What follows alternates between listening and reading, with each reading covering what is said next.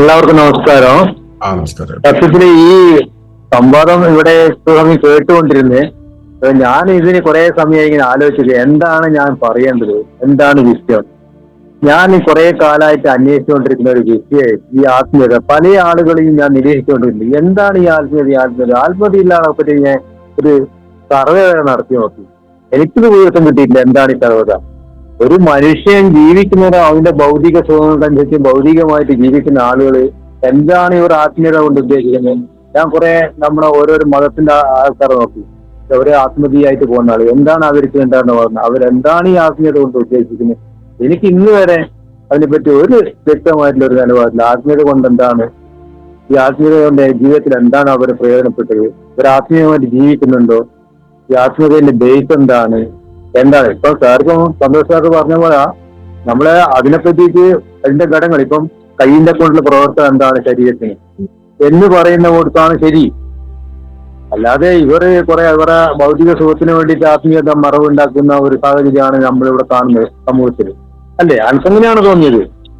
ഈ അതിന്റെ പേര് കുറെ സന്യാസിമാർ, കുറെ സ്വാമിമാർ, കുറെ ക്രിസ്ത്യൻ മിഷണറിമാർ, ഇതൊക്കെ ആത്മീയമായിട്ട് ഒരു മതത്തിനെ കച്ചവടമാക്കി ആത്മീയത ഉണ്ടാക്കുന്നത്. ഈ ആത്മീയത കൊണ്ട് എന്ത് നേടിയെടുത്ത് അല്ലെ സമൂഹത്തിൽ എന്ത് മാറ്റം ഉണ്ടാക്കി?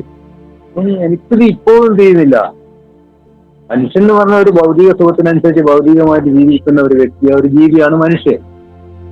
അതിന് അവർക്ക് വിഘ്നങ്ങൾ വരുമ്പോൾ, തടസ്സങ്ങൾ വരുമ്പോൾ, അല്ലെങ്കിൽ എന്തെങ്കിലും മാനസിക പ്രയാസങ്ങൾ വരുമ്പോൾ, അല്ലെങ്കിൽ ജീവിക്കാൻ വേണ്ടിയുള്ള ബുദ്ധിമുട്ട് വരുമ്പോൾ, അല്ലെങ്കിൽ നമ്മളെ മനസ്സിനെ കൺട്രോൾ ചെയ്ത് കൊണ്ടുപോകാൻ പറ്റാത്ത ഒരു സാഹചര്യത്തിൽ മാത്രമാണ് അവർ ആത്മീയത താൽക്കാലികമായിട്ട് ആത്മഹത്യ എന്ന് പറഞ്ഞ് നടക്കുന്നത്. അല്ലെങ്കിൽ ഒരു സമൂഹത്തിനെ കബളിപ്പിക്കാൻ വേണ്ടി, അല്ലെങ്കിൽ അത് വെച്ചിട്ട് അതിനെ ആത്മീയത വിറ്റിട്ട് ജീവിക്കാൻ വേണ്ടി, അതും ഭൗതികമായിട്ടുള്ള ആവശ്യങ്ങൾക്ക് വേണ്ടിയിട്ടാണ് ആത്മഹത്യ വിറ്റിട്ട് കച്ചവടാക്കുന്നത്. എനിക്കിങ്ങനെ ഒരു നിരീക്ഷണത്തിൽ പല ആളുകളിൽ നിന്നും മനസ്സിലാക്കാൻ എനിക്ക് അത് ചെയ്യുക തെറ്റെന്നുള്ളത് വേറെ വിഷയം. പക്ഷേ എനിക്ക് കണ്ടെത്താനും ഞാനിപ്പോഴും എന്താണ് ഇവർ പല ആളും പറയും ആത്മീയമാണ് ആത്മീയ പറഞ്ഞ കുറെ കഷായ വസ്ത്രങ്ങൾ എടുത്ത് കന്യാസിച്ച് രുദ്രാസിച്ച് അമ്പലത്തിൽ പോയി പ്രാർത്ഥിച്ച് 24 മണിക്കൂറും ദൈവികമായിട്ടുള്ള കാര്യങ്ങളിൽ കൂടിയാണ് ആത്മീയത. അതിനെ കൊണ്ട് സമൂഹത്തിൽ എന്താണ് മാറ്റങ്ങൾ ഉണ്ടാക്കാൻ കഴിയുന്നത് ഇതൊന്നും ആലോചിക്കുമ്പോൾ ആളുകൾ ഇപ്പോൾ എന്താണെന്ന് എനിക്ക് ചില സമയം ചിരിയും വരും, ചില സമയം അതിനെ പറ്റി ഒരു ഉത്തരം കിട്ടും. പിന്നെ അതങ്ങ് വിട്ടേക്ക്. സത്യത്തില് ധർമ്മം പറയുമ്പോഴാണ് നമ്മുടെ ശരീരത്തിന് എന്താണോ ആവശ്യം, എന്റെ കൈയിന്റെ പ്രവർത്തനം എന്താണ്, കണ്ണിന്റെ പ്രവർത്തനം എന്താണ്, എന്തിനാണ് ഉണ്ടാക്കിയത്, അതിനെ കൊണ്ട് ആവശ്യം എന്താണ് എന്ന രീതിയിലേക്ക് നമ്മളതായ രീതിയിലെ കുറിച്ച് മാറ്റുമ്പോഴാണ് സാർ പറഞ്ഞത് ഒരു സംഗതി അനുസരിച്ച് ഉൾക്കൊണ്ട് സ്ട്രൈക്ക് ആയ സംഭവം അതാണ്. അത് തന്നെയാണ് നമ്മളെ മനസ്സിനെ നമുക്ക് നിയന്ത്രിക്കാൻ നമുക്ക് കഴിഞ്ഞാൽ അത് തന്നെയാണ് ആത്മീയത എന്നാണ് ഞാൻ വിശ്വസിക്കുന്നത്. അതില് ഞാൻ അതിന് ഒരു ചെറിയ വിശദീകരണം എനിക്കത് കേട്ടപ്പോൾ പറയാൻ തോന്നി. ഒന്ന് രണ്ട് കാര്യങ്ങൾ പറയാം. നമ്മൾ സമാധാനം എന്ന് പറയുന്ന ഒരു കാര്യം നമ്മുടെ ഉള്ളിൽ ഉണ്ടാകണമെങ്കിൽ നമ്മുടെ ഉള്ളിൽ ഉണ്ടാകുന്നത് ഈ തിരിച്ചറിവുകളിലൂടെയാണ്. ഞാനും അപരനും തമ്മിൽ വേർതിരിവില്ല, എനിക്കും അവനും അകത്തുള്ളത് ഒന്ന് തന്നെയാണ് എന്ന തിരിച്ചറിവില് അതിനകത്തായി തീരാനായിട്ട് സ്വന്തം ശരീരത്തെ, മനസ്സിനെ, ശ്രദ്ധയെ, ബോധത്തെയൊക്കെ പ്രകൃതിയുടെ ബോധവുമായിട്ട്, പ്രകൃതി എന്ന് അവരെ വിളിക്കുന്നത് പല പേരിലായിരിക്കും. അള്ളാഹു എന്ന പേരിലും ജീസസ് എന്ന പേരിലും മറ്റേ വേറെന്തെങ്കിലും പേരും കണ്ടാകരണന്റെ പേരിലും എന്ത് പേരിലാണെങ്കിലും അതുമായി ചേർത്ത് വെക്കാനുള്ള ശ്രമം. അപരനിലും കാണുന്നത് എന്റെ അകത്തെ ആത്മത്തെ തന്നെയാണ്, എന്ന് വെച്ചാൽ ജീവനെ തന്നെയാണ്, അല്ലെങ്കിൽ പങ്കേട്ടന്റെ ഭാഷയിൽ പറഞ്ഞ പ്രതിഭാസത്തെ തന്നെയാണ് എന്ന് തിരിച്ചറിയുന്ന ഒരാള്. അതുകൊണ്ട് അയാളിൽ ആദരവുണ്ടാകുന്നു, സ്നേഹമുണ്ടാകുന്നു, സഹിഷ്ണുത ഉണ്ടാകുന്നുവെങ്കിൽ ആ സന്യാസത്തെ, ആ ആത്മീയ വിശ്വാസത്തെ നമ്മൾ ഒരിക്കലും നിരാകരിക്കേണ്ട കാര്യമില്ല. അതാണ് വേണ്ടത്. നമ്മൾക്ക് വിയോജിപ്പ് തോന്നുന്നത് ഇത് വിൽക്കാനായിട്ട് ഇപ്പൊ നേരത്തെ ബാലകൃഷ്ണൻ മാഷ് പറഞ്ഞിരുന്നത് ചിലരൊക്കെ ഈ സാധനം വിൽക്കാൻ വെച്ചിട്ടുണ്ട്. അവരുടെ കാര്യത്തിൽ അവർ ആ വഴിക്ക് പോട്ടെ. നമുക്ക് ലോകത്തെ എല്ലാവരും നന്നാക്കാൻ പറ്റൂ. ഇപ്പോ മറ്റേ ഇവര് രണ്ടുപേരും കൂടെ അടിപിടി കൂടി, അല്ലെങ്കിൽ മറ്റേ നെതന്യാഹുവും മറ്റേ ട്രംപും ഒക്കെ കൂടെ ചേർത്തിട്ട് ഇവിടെ കണ്ട് ബോംബിടുകയും ഒക്കെ ചെയ്തു.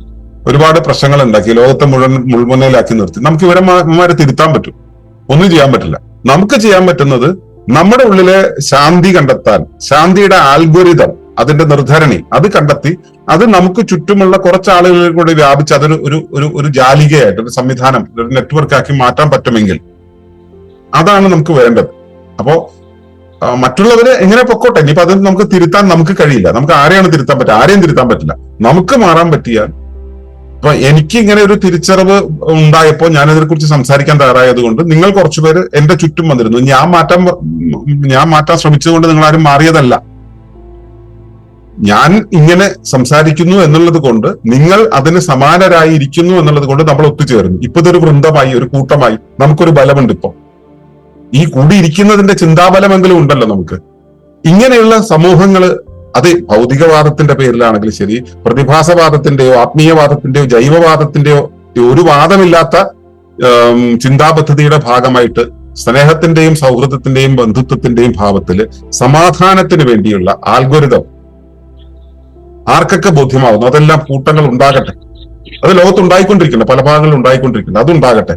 അത് ഇപ്പൊ യോഗത്തിന്റെ പേരിൽ ഉണ്ടാകുന്നുണ്ട്, യോഗത്തിന്റെ പേരിൽ കലഹങ്ങൾ ഉണ്ടാകുന്നുണ്ട്, യോഗ മത്സരങ്ങൾ ഉണ്ടാകുന്നുണ്ട്. അത് വേറൊരു വശമാണ്. യോഗയുടെ മത്സരങ്ങൾ, യോഗത്തിലാകാൻ എന്ത് മത്സരമാണ് ആലോചിച്ച് നോക്കൂ. അതിന്റെ ഒരു കോമഡി. അപ്പോ ഈ ആത്മീയത, യോഗ, മറ്റേ തുടങ്ങിയ കാര്യങ്ങൾ, അതുപോലെ തന്നെ ഇപ്പൊ ബിസിനസ് ആണെങ്കിലും ശരി, രാഷ്ട്രീയമാണെങ്കിലും ശരി, ഇവിടെ എല്ലാം തന്നെ ഈ പറഞ്ഞ സഹജമായ നമ്മുടെ ഒരു ഗുണമുണ്ടല്ലോ, ആ ഗുണത്തിന് അപ്പുറത്തേക്കുള്ള പലതും കാണാൻ പറ്റും. പക്ഷെ നമുക്കതിലൊന്നും ചെയ്യാൻ പറ്റില്ല. നമുക്ക് ചെയ്യാൻ പറ്റുന്നത് നമ്മുടെ അകത്ത് ഈ പറയുന്ന ആ സംഭവം, അതായത് പ്രകൃതി ഇതെല്ലാം സ്വയമേവ സംഘടിപ്പിക്കുന്നു. ഈ സംഘടിപ്പിക്കുന്ന ഈ സ്വഭാവം, അതിനെ ജൈവികത എന്ന് പറയുന്നത്, അത് എന്റെ ഉള്ളിലുണ്ട്. ഇത് തന്നെയാണ് അപരനിലുള്ളത്. അത് എന്റെ ഉള്ളിലെ സവിശേഷ ഗുണങ്ങൾ എനിക്ക് കുറെയൊക്കെ അറിയാം. ഞാൻ അറിയാത്ത എത്രയോ ഗുണങ്ങൾ ആ മുമ്പിൽ കാണുന്ന ഓരോരുത്തരിലും ഉണ്ട്. ഞാനത് കാണുന്നില്ല, അറിയുന്നില്ല, എനിക്ക് അറിയാൻ കഴിയില്ല. അത്രയേറെ വിപുലപ്പെട്ട ഗുണങ്ങൾ അതിനകത്തുള്ളപ്പോൾ ഞാൻ അതിനോട് എന്താ പറയാ, എന്റെ ഗർവിൽ ഇങ്ങനെ നിൽക്കുകയാണോ വേണ്ടത്? ഞാൻ അതിനോട് ആദരപൂർവ്വം നിൽക്കുകയാണോ വേണ്ടത്? അതിനോട് സ്നേഹപൂർവ്വം നിൽക്കുകയല്ലേ വേണ്ടത്? അങ്ങനെയുള്ള തിരിച്ചറിവിലേക്ക് പോകാൻ നമ്മുടെ ഈ കൂട്ടത്തിന്, ഈ ഒരു നവഗോത്രത്തിന് കഴിഞ്ഞാൽ, അതാണ് റെഫറൻഷ്യൽ ഇക്കോളജി എന്ന് പറയുന്നത്. സൂക്ഷ്മജീവികളോടും, അത് മനുഷ്യരോടും മാത്രമല്ല, സൂക്ഷ്മജീവികളോട്, അചരങ്ങളോട്. അപ്പോ വയനാട്ടിലെ ഒരു കാട്ടിന്റെ ഉള്ളിൽ കൂടെ നടക്കുന്ന സമയത്ത് എന്റെ മോൾ എന്നോട് ചോദിച്ചു, അന്ന് അവള് കുഞ്ഞാണ്, അവളൊരു കല്ലെടുത്ത് ഇങ്ങനെ കൈ പിടിച്ചിട്ട് ഇങ്ങനെ നടക്കുകയാണ്.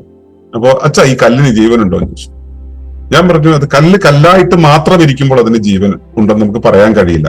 അത് സ്വയം ചലിക്കുന്നില്ലല്ലോ. പക്ഷെ അത് നിന്റെ കയ്യിലായിരിക്കുമ്പോൾ, നമ്മുടെ മണ്ഡലത്തിലായിരിക്കുമ്പോൾ, ഈ വനത്തിന്റെ അകത്തായിരിക്കുമ്പോൾ, വന സംവിധാനത്തിന്റെ ഭാഗമായിരിക്കുമ്പോൾ അത് സമ്പൂർണ്ണ ജീവനുള്ളതാണെന്ന് പറയും. നമ്മള് സത്യത്തിൽ ഏകമായിട്ടുള്ള ഒരു വസ്തുവല്ല, ഏകമായിട്ടുള്ള ഒരു സത്തയല്ല. നമ്മൾ ഈ ജാലികയുടെ ഒരു കണ്ണിയാണ്. ഇത് കണ്ണിയാണെന്ന് തിരിച്ചറിയുന്നിടത്ത് നമുക്ക് ഈ കണ്ണികളുടെ അപ്പുറവും ഇപ്പുറവുമായിട്ട് കണക്ട് ചെയ്തിരിക്കാനുള്ള ധർമ്മം, നിയോഗം നമുക്കുണ്ട്. ഇവിടെ നമ്മൾ വ്യക്തിപരതയുടെ, സ്വന്തം അറിവിന്റെ,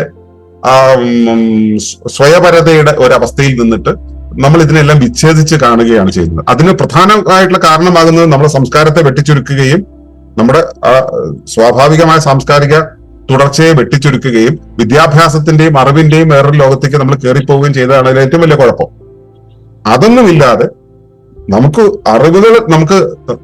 അറിവെന്ന് പറയുന്ന അനുരൂപപ്പെടാനുള്ള ശേഷിയായിട്ട് മാറണം. അതിനു പകരം അനുരൂപപ്പെടുന്ന കാര്യങ്ങൾക്കിടയിൽ തടസ്സമായി നിൽക്കാൻ ഈ അറിവെന്ന് വിളിക്കപ്പെടുന്ന സ്ഥിതി വിവരത്തിന് തോന്നിയാൽ അത് അപകടമാണ്. അത് ആരുടെ തന്നെ, ഏത് ശാസ്ത്രകാരന്റെയും ഏത് ഭൗതികന്റെയും ഏത് ആത്മീയന്റെയും അറിവാണ് ഇതിന് തടസ്സമാകുന്നത്, അത് അപകടമാണ്. പകരം അറിവെന്ന് പറയുന്ന അനുരൂപനത്തിന്റെ നിർധരണിയാകുകയാണെങ്കിൽ അതിന് ഈ ആത്മീയ ബോധ്യമുണ്ടാവണം. അത് തമ്മിൽ കാലിബ്രേറ്റ് ചെയ്യാൻ വേണ്ടിയാണ് നമ്മൾ സാധനകൾ ചെയ്യുന്നത്.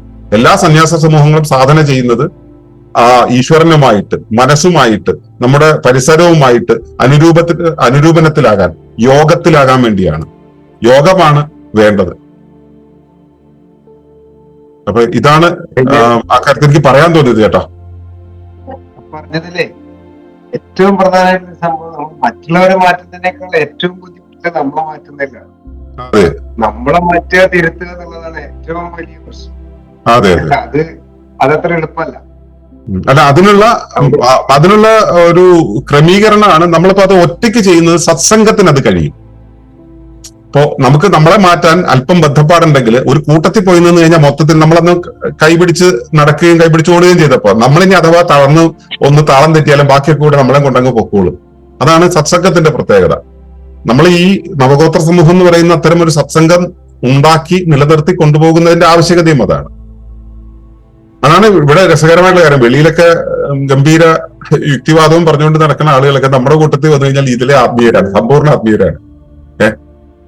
പീറ്റർ ഏട്ടനൊക്കെ ശരിക്കും കട്ട യുക്തിവാദിയാ. എന്നിട്ടെന്താ കാര്യം? നമ്മുടെ അടുത്ത് വന്നു കഴിഞ്ഞാൽ പുള്ളി ആ സംവിധാനത്തിന്റെ ഭാഗമാണ്, പുള്ളി അതിൽ വരാൻ ഇഷ്ടപ്പെടുന്നു. കാരണം പുള്ളി അവിടെ കൃത്യമായിട്ട് അത് അനുഭവിക്കുന്നുണ്ട്.